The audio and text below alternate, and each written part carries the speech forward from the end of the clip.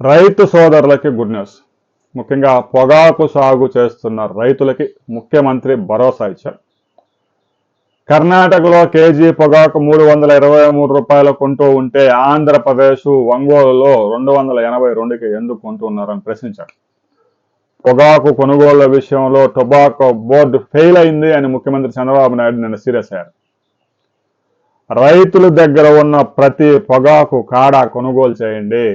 రైతులు గనక పంట పండించకపోతే మీ కంపెనీలు నడవు అనే విషయాన్ని కూడా గుర్తుపెట్టుకోవాలని హెచ్చరించారు. బర్లీ పొగాకుతో పాటు రైతులు బ్యార్నీలు లైసెన్సులు తీసుకొని సాగు చేసిన పొగాకును కూడా 1 కేజీ పొగాకు కూడా రైతుల దగ్గర లేకుండా కొనుగోలు చేయండి అని అధికారులు ఆదేశించారు. వచ్చే ఏడాది నుంచి టొబాకో బోర్డు రైతులతో ముందుగానే MOU చేసుకోవాలని కూడా ఆదేశాలు జారీ చేశారు.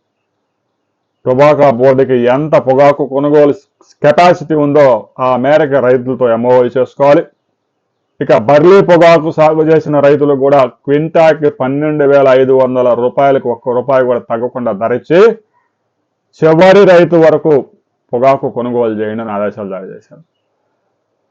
గత ఏడాది రైతులు చాలా మంది కంపెనీస్ వచ్చి 15,000కి మేము కొనుగోలు చేస్తామని బర్లీ పొగాకు కూడా పెద్ద ఎత్తున సాగు చేయించారు.